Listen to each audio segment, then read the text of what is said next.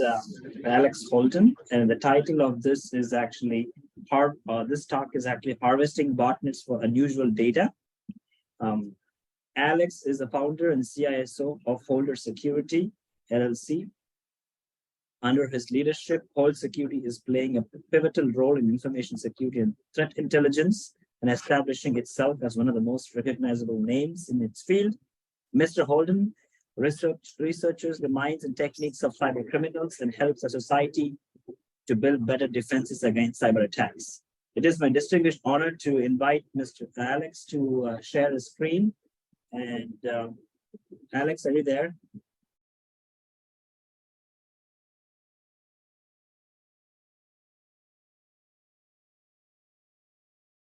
Yes, Mr. Alex is there on the webinar.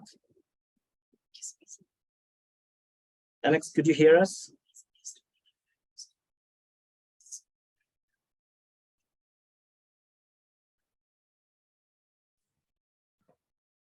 All right, can you hear me right now? Excellent. And I need permissions to share my screen. Okay, well, I think you should have now. Can you check now? Second. Oh, there you go. I think we can see your screen. Not yet.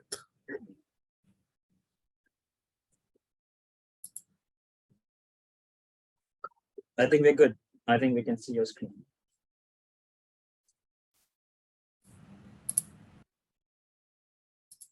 We can see yourself, yeah. Excellent. Hopefully you can see my screen right now.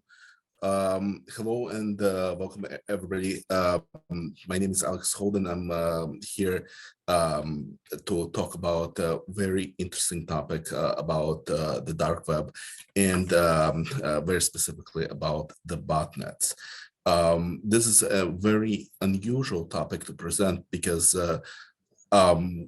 you're going to see insides of the botnets, how the bad guys are operating this, and what really happens on the inside of the criminal enterprise. The reason why I'm talking about it and presenting today is that I run a company called Hold Security, and this company does threat intelligence. Threat intelligence is not only reporting bad things happening, but it's really about the intelligence parts. The intelligence is infiltrating the criminal networks, organizations from the inside using social engineering and other techniques, and leveraging this to access their infrastructure. We been able to infiltrate all the major criminal enterprises in the recent years to show how things are functioning and produce intelligence from the inside. So today's presentation is not a piece of research that was gathered from third parties.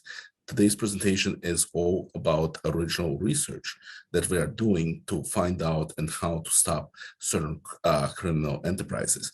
Even the recent Conti leaks said to be exclusive product for Hold Security.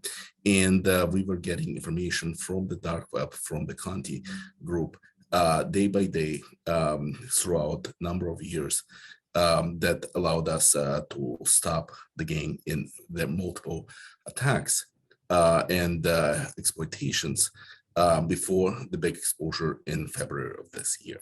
So without further ado, I'm going to talk about the topics that we're going to be presenting today. You're going to learn more about botnets and what it is really means. We're going to talk about the data types that are sitting on the dark web. Within botnets, additional data that can be gathered, and also figuring out how to use botnet data for good, not for evil. So really, what is a typical botnet? What the botnet component really means? Bot is from the word robot, and it's not been used in a malicious way or as a malicious term most of its life. But as computers got infected with viruses, over a period of time, these viruses were initially designed to do minor disruptions or something major over the past decade or more, botnets been used to gather stolen information. So it's a virus, still a virus-infected device. It's a network of virus-infected devices, but it's really much more than that because it's an infected agent that can carry out attack vectors from its command and control center. It's creating a botnet is all about traffic, creating traffic that would be infecting as many devices as possible. This can be done through phishing attacks. This can be done through distribution of malware. It can be done through distribution of software that or malware disguised as a software. So lots of different ways. And the next component is loading the malicious code on the machine that typically protected by antivirus. The bad guys don't really care about antivirus as much because they are able to stay ahead of the antivirus in being able to infect and abuse vulnerable devices faster than antivirus can relate. The dropper component is also extremely important in the botnet operation because that's what drops a malicious payload. The loader just loads a command framework, which is not by itself malicious, but the dropper actually downloads malicious payload that actually acts and infiltrates the entire system, and therefore allowing the bad guys to install an agent and control horizontal and vertical on an infected device. Then we got the controller, something called command and control center, CNC or C2. It has many different names. This is where the infected device reports to. So the victim data is being always exfiltrated into an infrastructure that is well hidden and defended from takedowns or attacks. And it goes into a data distribution network, which is huge because today botnet data is being sold on the black markets to create remote access points. Botnet data is being used for remote access and infiltration of networks for ransomware attacks. It's also been used for carrying out major DDoS or other similar attacks. So let's talk about command and control panels. What does this entail and what these panels are about? Because this is how the bad guys see this. They distribute a lot of their payloads, but they also really concerned about what they're going to get from their gains, what data would be flowing into the network. So first of all, about command and control centers, the size does matter. The bigger the botnet, more interesting information it may gather. We've seen botnets with 7 machines. Back in 2013, we identified a botnet that had only 7 devices infected. Most of these devices were within major corporate networks. The bad guys didn't care about infecting just random devices, but LexisNexis, Dun & Bradstreet, and a number of other devices were within that very small botnet. All of them were potent, all of them were used to steal major data sets from these huge data brokers. Variety is a critical component of command and control centers because they are trying to gather as much information as possible. And this type of information is critical to figure out what would be the next steps for the bad guys, what kind of information they can be gathering. And because in many cases, they indiscriminately attacking the infrastructure, the data sets would be also varying in size and nature. And some of the command and control panels don't always offer just stolen data. They offer access to devices. They offer these devices as proxies. And on DDoS botnet panels, there is just commands to point at the victim and use one of very few available types of DDoS attacks, depending on the victim's device. So it's not always about the data, it's also about a malicious action. So let's talk about some components of this botnet creation. And again, this is coming from real botnets and coming from real infrastructures. This is an example of traffic generation, amount of malicious activity being sent out through various agents. In this case, this is Ematet traffic generating panel, which is distributing messages, email messages in this case, and counting amount of responses based on the browser that's opening it, based on the interaction type and what infection agents can be used. So from this malware campaign, the bad guys are measuring how many responses and what load ratios.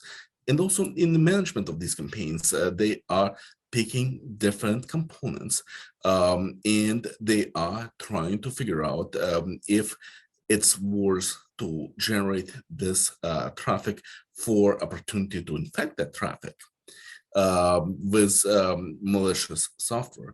They invest money, they use advertising agents as well. So in some cases, they simply go to a panel and purchase a certain amount of traffic to be redirected to their websites and creating, in some cases, very malicious campaigns. They measure the success by their investment and number of infections. So this is pay-to-play type of idea. But it's not only about that. It's also when you infect the device, they start creating demographics. We are looking at something called Botbot or ICE-ID panel that had at its highest about 300,000 infected devices. Imagine this infection network that has 300,000 devices at their command and information that is available at the click of a button for these type of attacks. Even though this botnet originated from Russia, you can see that they are really infecting Russia as well. The bigger countries that have been targeted, obviously the United States. I can see the darker shades in Canada, in Great Britain, in Australia, but actually South Africa as well. So it shows that most likely this is an English speaking type of campaign that infects the bad guys by the bad guys, the networks of the victims. Here's another picture. This is TrickBot, and TrickBot infections over a course of time in 2020, when we see the hotbeds of infections are not being in the United States. In 2020, TrickBot went through a significant redesign where they were targeting mostly Middle East, South Korea for some reason, and Japan, and Europe. Notice they're not targeting Russia almost at all. It's a big white spot on top right of the infrastructure of the country. But from the perspective of how the bad guys are targeting things, where the victims are, you can see that these attacks, these exploitations are happening all over the place. And the bad guys love this demographics. They love to know where things are coming from. Let's talk about mobile botnets, because to infect a PC nowadays is still not that difficult, but mobile infections are up and they are getting more and more complicated. I like this particular panel because it shows the sophistication of the bad guys and what they are doing. Anubis is one of the biggest mobile botnet software packages that is out there. It's stealing information, it's stealing credit cards, but it's capable in injecting itself in much of your applications to steal mobile data. It is Android based attack. There are very few devices or botnets that actually work with iOS. But from a perspective of number of victims, they don't have any shortage of those victims.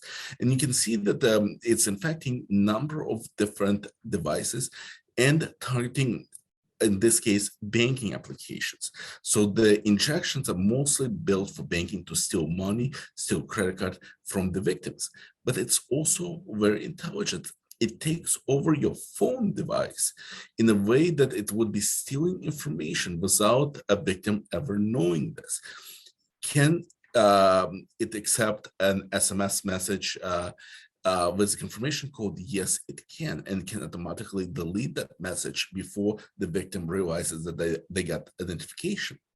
They can also suppress messages. They can turn on camera back and front to figure out where it's located. It's capable of recording audio. You see that little eye, green eye on the bottom record, and the unhighlighted eye in two previous records. What is it? Well, the designers of botnet decided that some of the manipulations are dependent on a person not knowing that their device being used for malicious purposes. So it taps into a function of Android that tracks your eye movement. It's kind of a cool feature that Android introduced within its operating system many versions ago, but the bad guys are using this feature to figure out if they can run their transformations, because if nobody's looking at the screen can flicker and do a couple things, but if it detects eye movement, it will stay silent, so not to spook the victim. It's intelligence to a new level. And this is very scary component. It's also very interesting to figure out what kind of information is out there. The bad guys interested in knowing what is in their command and at what time of the day it's available for them. The bad guys care about different versions of their exploitation and knowing when they can command more live machines connected to their botnet for certain operations. You can see that this infection, depending on the time of day, local time of day, obviously, for the infected devices, the bad guys may know that here in afternoon, after 1 p.m., let's say, they would be commanding the biggest amount of live devices. And they would probably not be doing much around 6 a.m. So the infections are sometimes geographic, and these geographic infections can be leveraged more during convenient times for the bad guys to run their campaigns. The big picture also very important. We are putting together components from a number of previous slides. Again, this botnet has 304,000 victims. It's blockbot used by trickbot operators. And you can see that the online users number varies. The infections based on different malware campaigns. The C2 components are out there as well, showing different levels of infection and also demographics being shown all over the place. So the bad guys are not just sitting there and sifting through data. They got very sophisticated tools to look at infected devices and figuring out what's happening. I already mentioned the injects. The injects are important for the bad guys, but they build these injects within the botnet panels to be a middle tier, men in the middle, basically, for a number of different applications. Look at the targets: Amazon.com, ADP, the Gmail, Citibank, number of different injects that would act transparently between the victim and their application. And they would be redirecting in real time the traffic based on the inject behavior component. And this is something that is alive. You can see that the bad guys, again, using this information not only to steal information, but also get reports, output passwords, output additional information into neat reports where they can be exploiting significantly deeper than just a normal data mining. And as we hear that the dark web market is now going commercial, the botnet data is being sold on the dark web. Here is an example of something called Vidar botnet. Vidar botnet is the underpinnings of Genesis and the Russian market botnet marketplaces. So it actually allows you to identify who is the victim. But you don't care much about the victim as much, or the bad guys don't, rather. They care about what they have access to, or they have access to Facebook and PayPal. The value of the record goes up, the location of the record. It's not as important to the bad guys to know which device they're exploiting as what is on the device, and they can leverage it further. This is a screenshot from older screenshot from the Genesis market. This is the same type of idea that the victim been using a number of different services, and they sell the records based on the services level, not based on any additional information. So here we spent last 20 minutes talking about how bad the botnets are, but what can we do to get useful data? How we as defenders, as cybersecurity professionals, can use this data for the defenses? Well, first we can gather this information because threat intelligence programs like ours can gather all this information, take the botnet data without enriching the bad guys, not buying this data, but really infiltrating their networks and taking the data of these infected machines. We can't always prevent every single breach, every single infection. If we could, cybersecurity would be different. But if we can't, we can at least enjoy the or use the results that have been taken from the victims and project and defend the victims in that way. So logins can be to financial institutions, they can be to shopping sites, they can be to social media, reward programs, corporate networks, gambling sites, and so on. The financial data may include credit cards or bank information. All of this information is really well sliced and diced by the botnets, and we can actually use this information for the defenses. So what is valuable information within botnet? It can be personally identifiable information, PII, like social security numbers, various IDs, tax information for tax fraud, paychecks for tax fraud or redirection of payments, other data, gift cards. Gift cards are actually very huge industry because there is not enough defense on the gift card component, and some people won't be as heartbroken if a gift card gets stolen and abused versus a credit card. So there are less defenses around the gift card. For example, software license keys, the bad guys steal that because they need to use software or sell the software on the black markets. Even coupons, this silliest thing I've seen sold on the dark web, one of the silliest, were the coupons for Subway sandwiches in UK. These get a free 6-inch sub promotion that was run in UK several years ago, was generating coupons, and the bad guys were stealing those coupons and selling them for 10 cents on the dark web. I don't know a lot of people who would commit cyber crimes to pay 10 cents to get a free sub, but the seller had 7,000 sales for this particular product. Weird. But also there are screenshots that also can be stolen and abused, and files.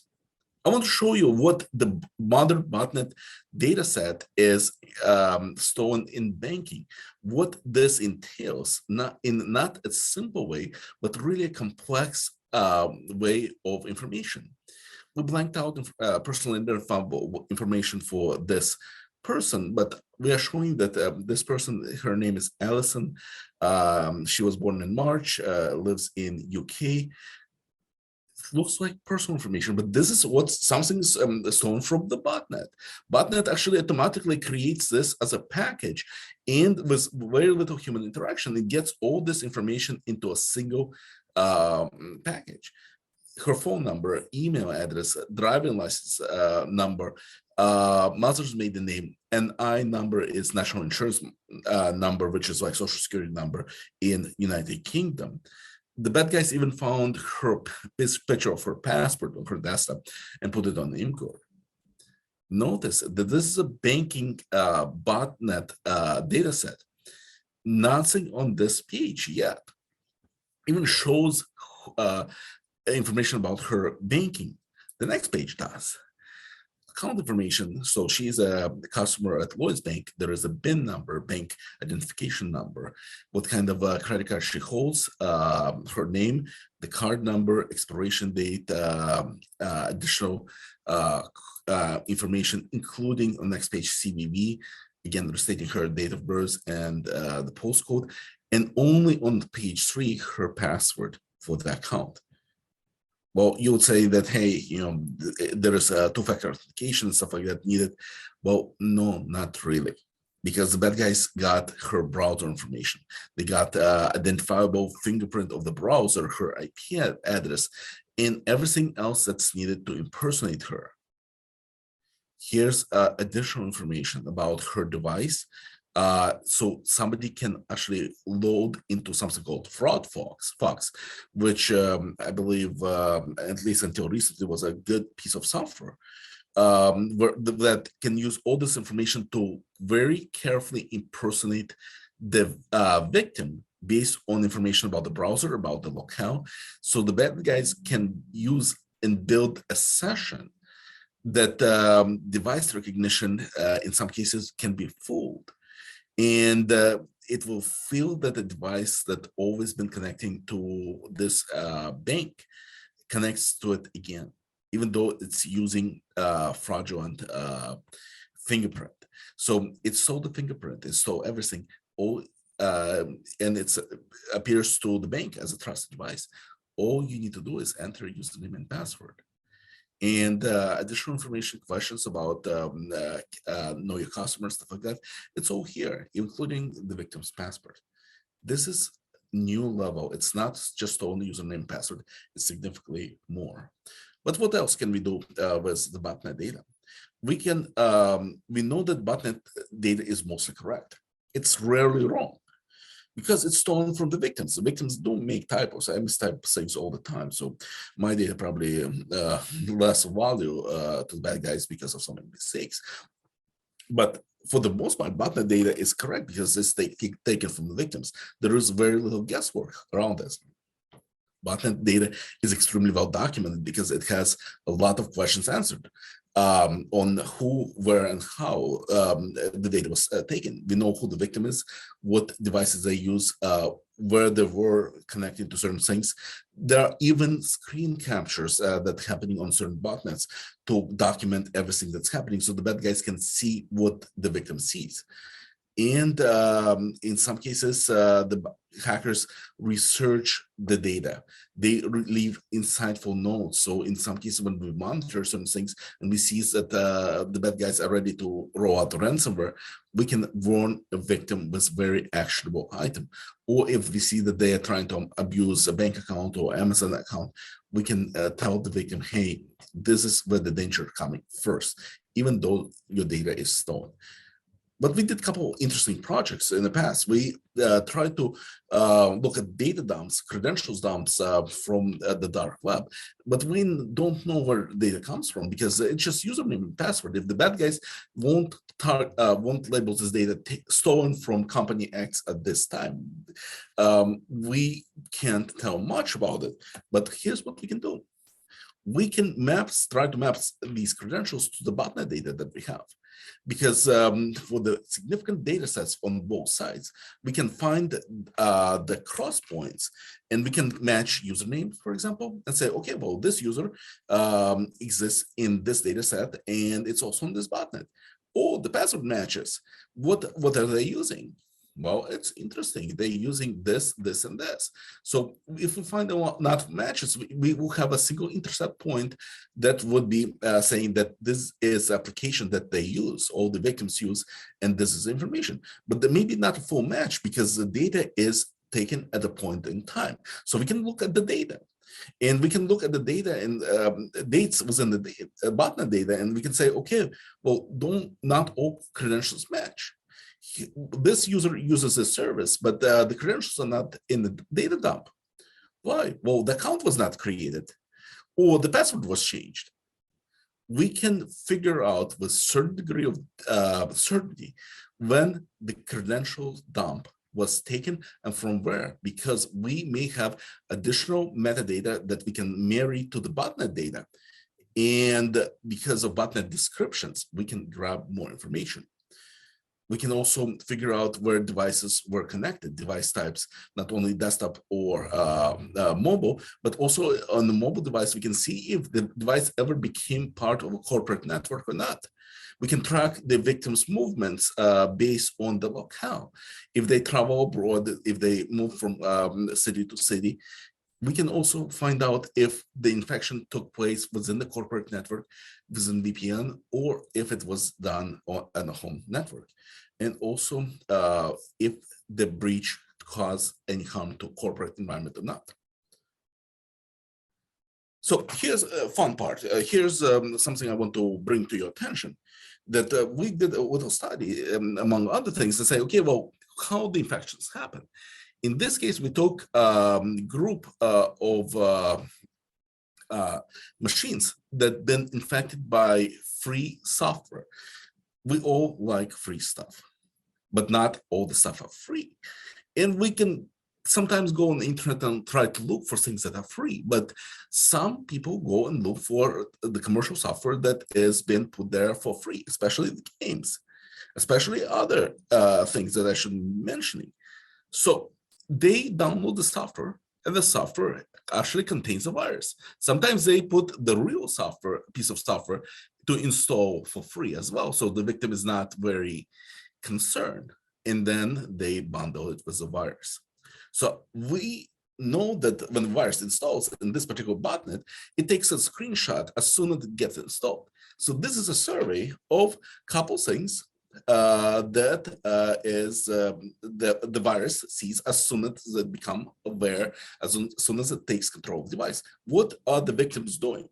So I'm gonna skip the category 1 because you guys can all guess what category 1 is, what victims are doing when looking at installing viruses.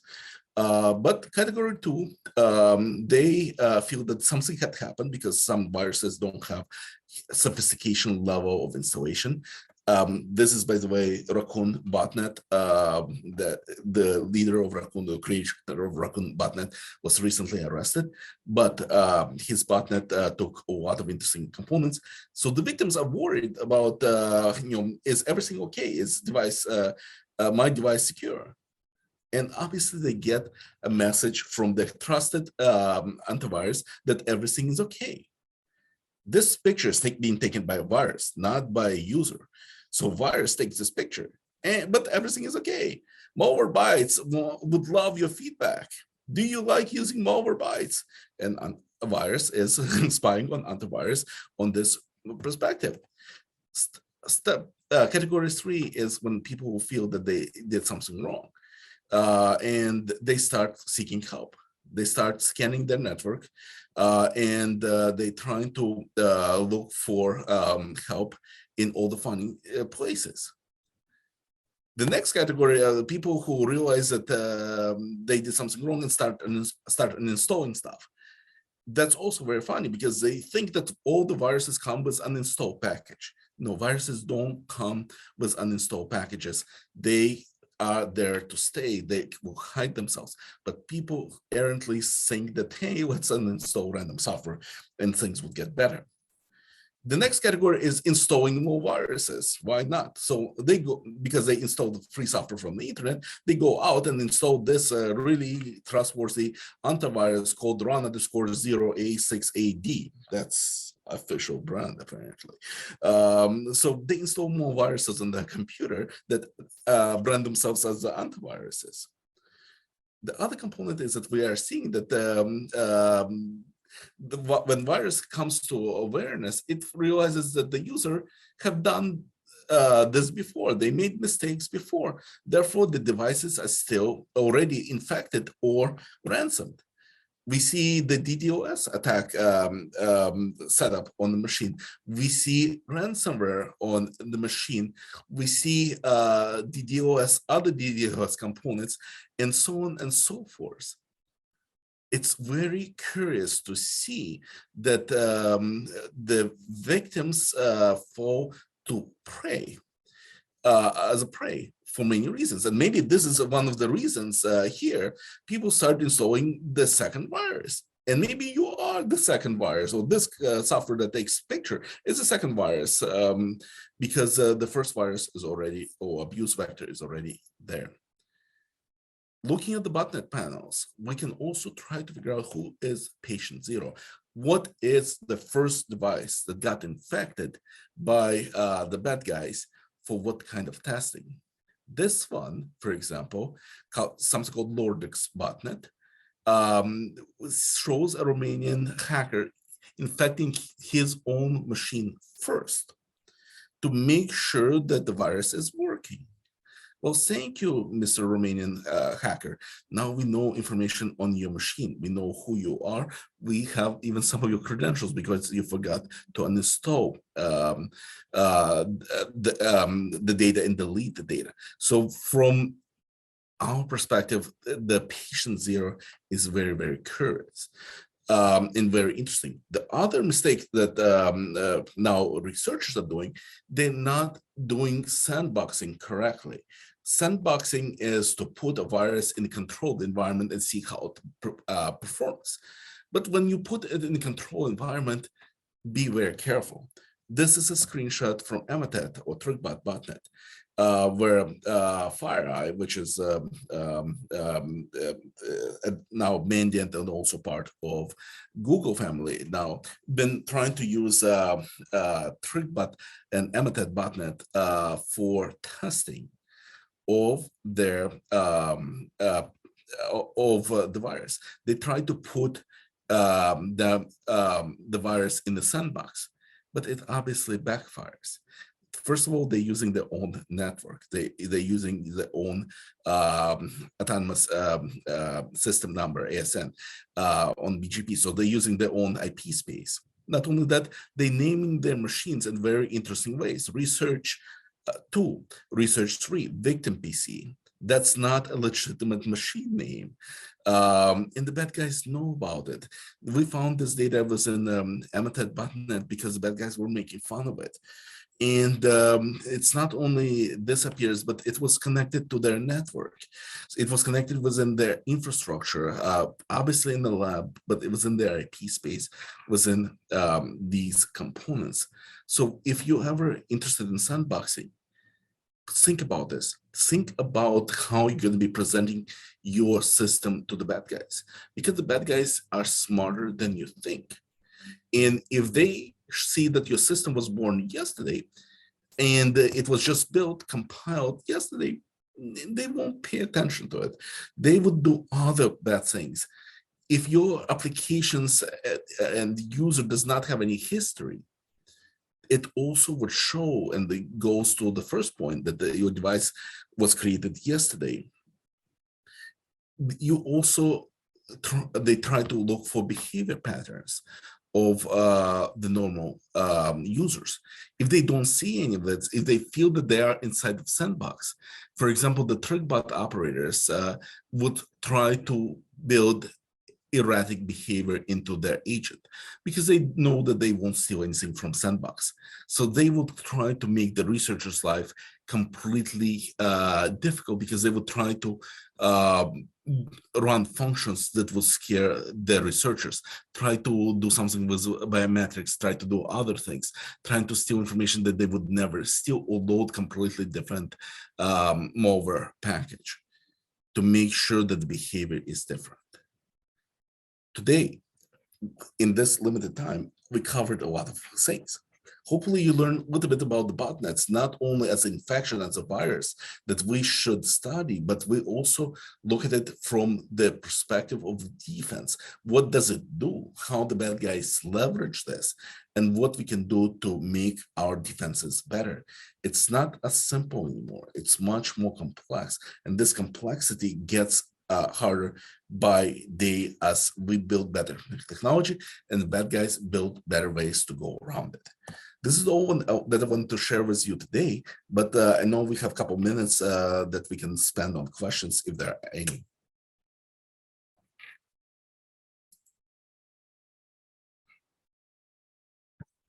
Thank you, Mr. Alex, for a great presentation and your insight on botnets.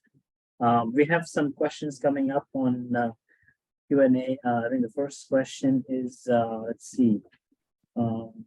What is the most commonly used programming languages in botnet attacks? From your experience, what is the most common type of botnet attack observed in industrial control systems? So we see the C++, C# as a most common language for the botnet components to deal with infection agent and bypass of certain things.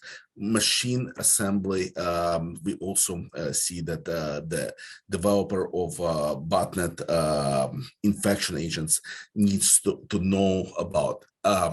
Also infrastructure of Windows, because Windows where most of exploitations happen. But as we talk about Android and other components, good understanding of the application stack and defenses. So whatever is known to the developer of this, but it's a purely development function. We see some of the developers of botnet software not as criminals, but as very sophisticated developers. Most of botnets right now are gangs, and the gang has multiple stages of management. So we see this a little bit different. From the industrial control systems, the botnets there are very sophisticated because industrial control systems not about exploitation for profit. It's about control. It's about exploitation of data. In some cases, it is more around the nation state or groups of hackers who trying to get tactical advantage, which is nowadays hacktivists, for example, from Killnet. The languages used there, the development components greatly vary based on the skill set. Chinese, again, prefer low-level languages, again, akin to C++, C#. But we see different approach and different solutions. We've seen very unsophisticated components, but we even some of the scripts, Linux bash scripts or Ruby on Rails components, but rarely see something very structured or sophisticated in a standard way. I'm going to quickly read up this next question. Is it right to assume that iOS is safer than Android? If yes, would switching to iOS would be worth? From the cybersecurity perspective, iOS is more secure. Android has more functionality, more open framework, so there are more vulnerabilities overall and more chances of getting your device infected. Most of these infections not happening in the United States because we're using more or less standardized limited number of Android devices, most of them happening in Europe or Asia.